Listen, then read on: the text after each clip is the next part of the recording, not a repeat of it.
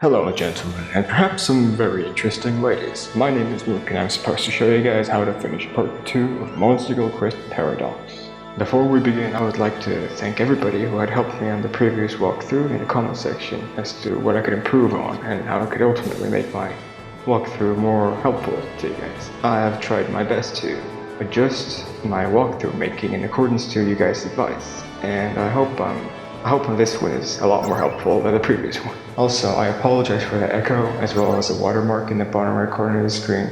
I'm using a virtual machine, so none of that stuff is genuine. Anyway, let's begin.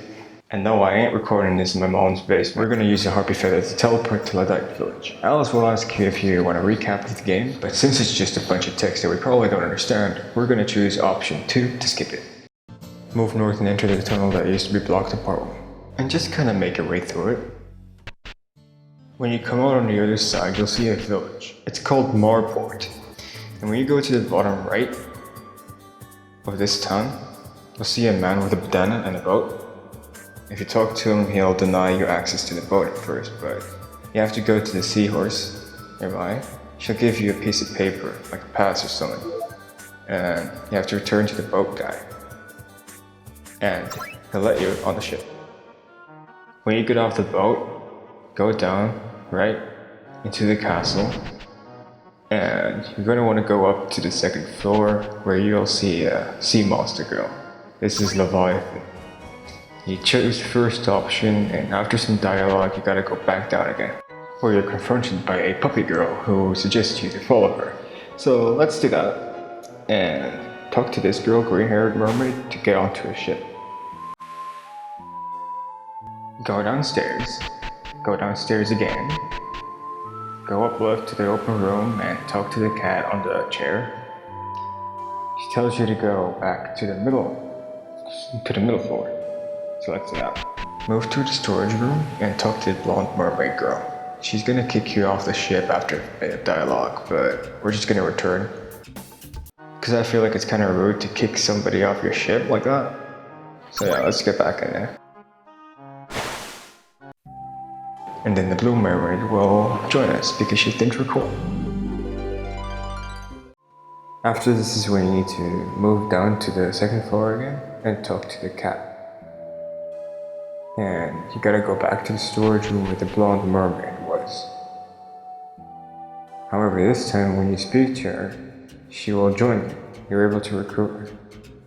And after that, you need to go back down to the floor with the cat and speak to her again. This time when you talk to the cat, you'll be transported to a new island with a cave. And after which you enter, you're confronted by 2 guards who you need to fight. Just kind of make your way deep into the cave until you find the chest containing this saber. It's at the very end. And once you retrieve it, you're warped out onto the ship again.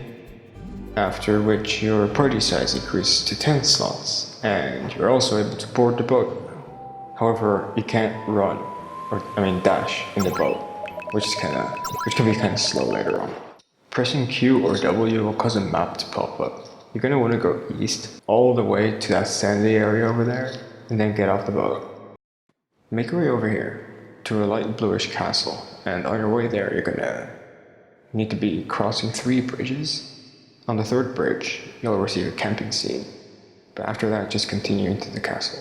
On your way there you'll also be passing a few villages here and there, but they're not important, so yeah. You should bump into that light blue castle I mentioned earlier. Once you enter, a bit of dialogue appears and you need to move north into the castle. Then go to the 2nd floor, go north and talk to the queen. After a bit of dialogue with her, some kind of snake witch appears. She says something, just choose the first option, she goes away. After that, move back down and out of the castle. Once you're done with that, move to the west side of town to enter the Coliseum. I suggest saving before you do anything because the bosses here are relatively difficult. Once you're here, you're able to switch party members using the book. You can do that if you want, and then just go in there and fight everybody. After a while, you re-enter to fight the best girl in the game, who has a new look. She looks very beautiful. Anyway, you fight her after a bit, Granberria appears, and this is where things become interesting. Alma actually has a skill that is able to one-shot Granberria, and it has about 14 costs, and it does like 90 damage. It's just one shot, so it's kind of fine.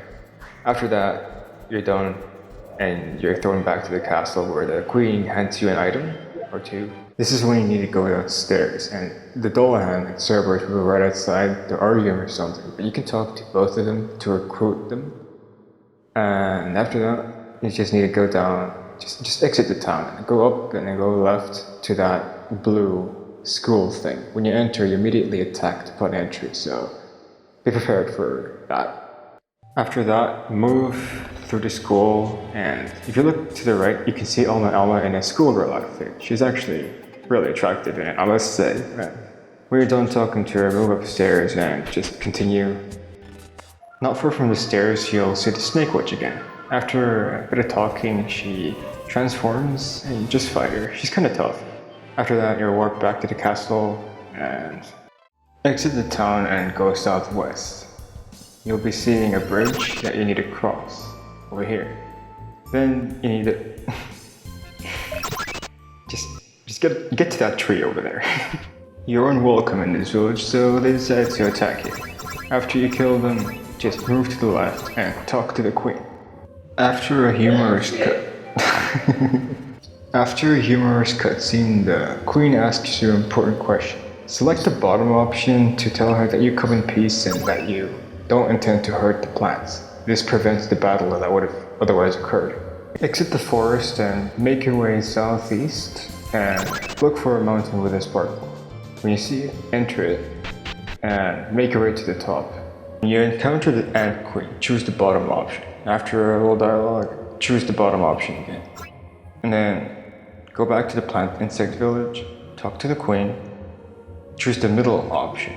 And after this is when that cat woman from earlier appears. And she fights you. Good luck with that. After this is when the queen will join you to assist in your fight against that other girl, the one with the huge wings. She's incredibly difficult, however, so I suggest you prepare accordingly.